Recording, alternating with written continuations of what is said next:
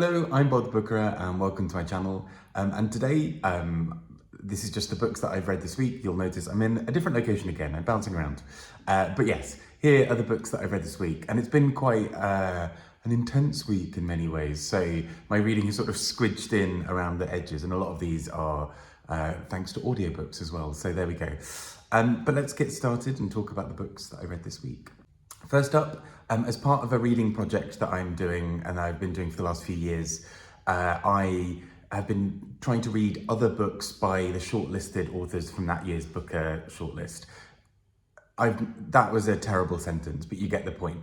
So essentially, of the 6 books shortlisted for this year's Booker Prize, 4 of those authors are non-debut authors, and as a result they have other books that I can go and read and talk about. And the most recent that I've read from that is Paul Harding's Tinkers, which won the Pulitzer Prize in 2011, I believe. And so it's interesting to read something else by Paul Harding, because I did struggle with This Other Eden a little bit. Overall, really enjoyed the lyricism of it. Overall, really enjoyed kind of what it was getting at and the points it was making. I just fell off somewhere in the middle of the story. And I think I had a little bit of a better time with Tinkers. So Tinkers largely focuses around this man whose name I entirely forget, George Washington Crosby, there we go. And right from the beginning of the book, we know that this man is going to die. We are told from the first line that he has a certain number of hours left. The number of hours also feels like a specifically poignant thing for him, because as the front cover here sort of suggests, he works with clocks, and he particularly works at kind of some of the repair and maintenance and sort of not tuning, whatever the word, you know what I mean. And so he works a lot around that. And so a lot of this book really focuses on these kind of dense family dynamics as they try to understand, well, partly as he looks back a bit over his life, in these final moments, although he doesn't always know that he's going to die, basically. So these moments are kind of fragments from his life. And it tells this really quite tense and detailed story in kind of just under 200 pages. It's quite impressive, actually, what kind of goes on in this. And again, didn't necessarily love it, but I, again, thought that the lyricism of this was really clever. I think I enjoyed the plot a little bit better than I did in This Other Eden.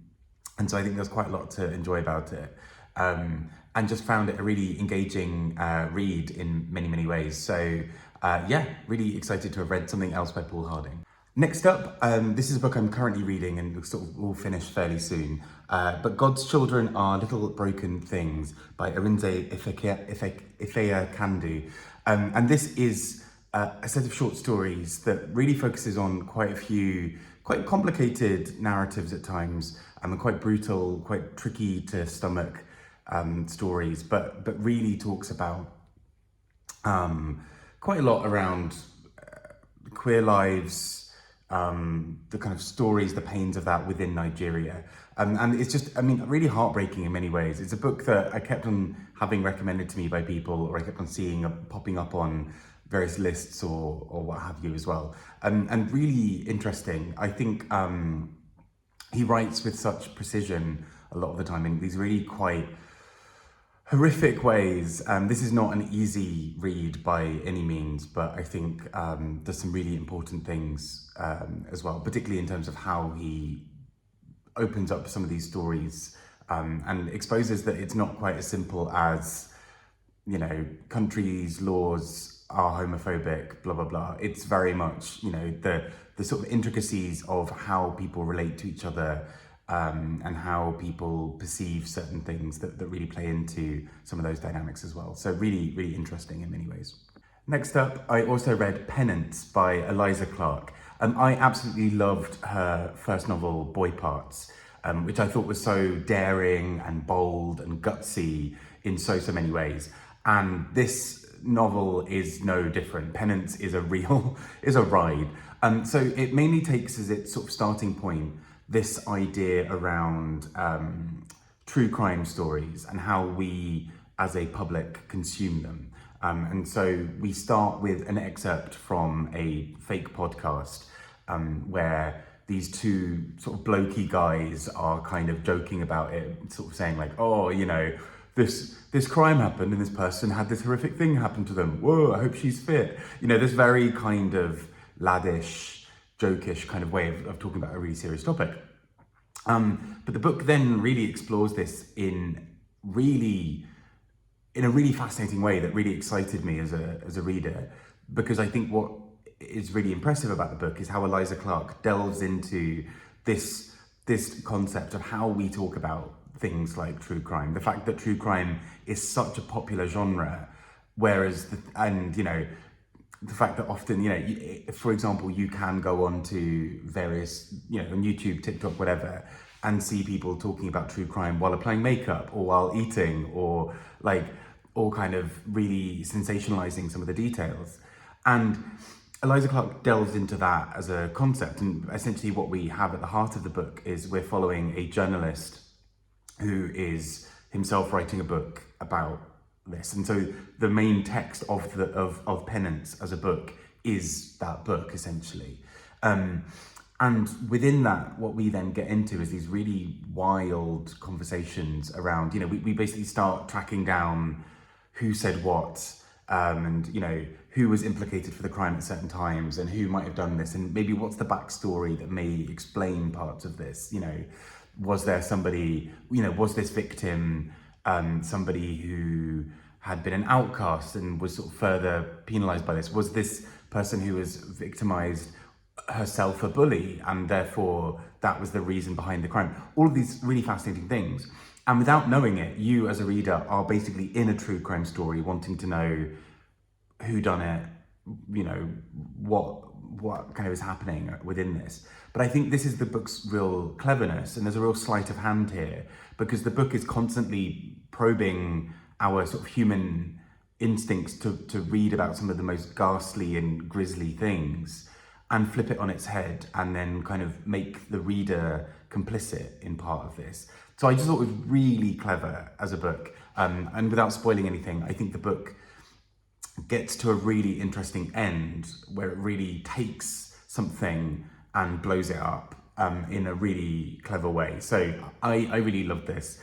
It's not for the faint of heart, in the sense that I think both this and Boy Parts are pretty graphic and pretty intense in many ways. But I think that's also the real appeal of this book, is that Eliza Clark is able to sit in that absolute discomfort and do something really interesting with it, I think. On a significantly different note, I also listened to the audiobook of Hilary Mantel's last book, a memoir of my former self, A Life in Writing.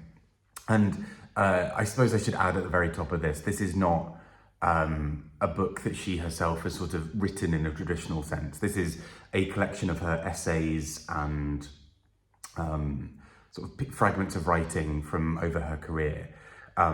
So this is not, like an unpublished novel kind of thing. But I think this is a really important reminder of just how good she was. This book, A Memoir of My Former Self, is just so interesting in many, many ways, just to see the absolute breadth of things that she was knowledgeable about and wrote about. So, she was a travel writer for a while, which I don't think I knew about her that much. She obviously, knew a fair bit about historical fiction. And so part of this book is also some of her lectures that she gave, talking about historical fiction and its role and its changing place within society. So she talks about how historical fiction used to be very much seen as a kind of, it was more of a historical romance, and so it was often derided as being flippant and popcorn kind of reading that's frivolous and doesn't really have any weight to it.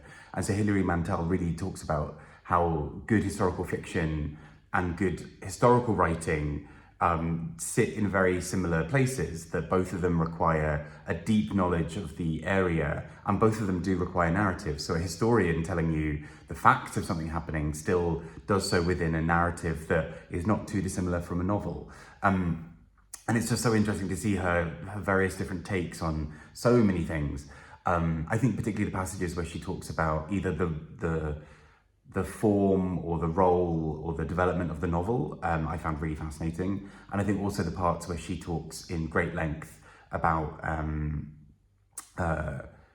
travel and travel writing, I think was also fascinating. She was clearly an incredibly well-read woman with really fantastic turns of phrase. And it's that painful reminder of just what a kind of star we lost. But also that her writing still very much lives on with us as well. So really great. And I think if you like Hilary Mantel, if you like the kinds of things that she wrote, not only her novels, but maybe some of her non-fiction as well, I think this might appeal. I think it's a beautiful little book in many ways. And last but not least, I read The Memory of Animals by Claire Fuller. And this was released earlier this year. I loved her last book, Unsettled Ground. And I thought this was another really engaging story from hers. I feel like I just do need to sit down and read more of hers. I think I've heard Our Endless Numbered Days, or whatever that's called, is an incredibly good one to check out. So that's next on the Claire Fuller list. But this book deals with a pandemic, which is not necessarily what all of us want to be reading at this given moment, but it's interesting for how she takes the core idea around it and flips various elements on their head. So we spend most of the book with Neffy, who is a young woman who is basically living in some kind of confinement while she is a test subject for a new vaccine. And so we sort of live through her this very sort of claustrophobic life of her really trying to just make peace with what's going on around her, that she might turn on the TV and see that the world is in chaos, and there she is on a sort of Greek island, slightly protected from all of this, but also is this test subject who could save the world, potentially. So she sits in this really interesting space within it. And I also just thought that, and what we then get is the sort of motivations behind it. She took part in this trial to make money because of some various mistakes she'd made that meant she was in debt.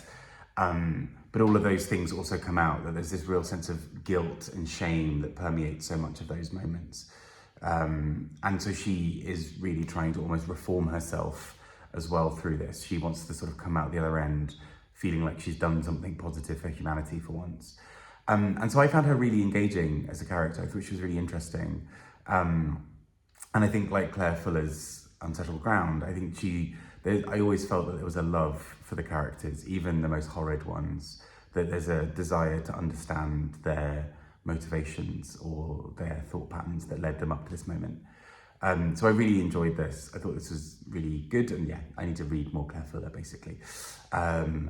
But those are the books that I read this week. I hope you've had a good week, and I'll do a separate video about this, but we're also coming up to November, which means that we're almost in Ernauxvember, a month where it's just sort of just like a couple of reading prompts to maybe read some Annie Ernaux, the French writer and recent Nobel Prize winner.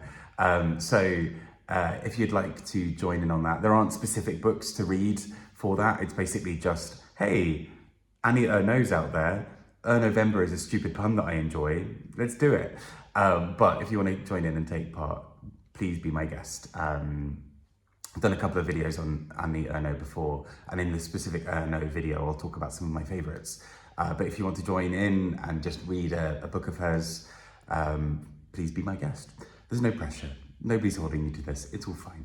Anyway, take care and speak to you all soon. Bye-bye.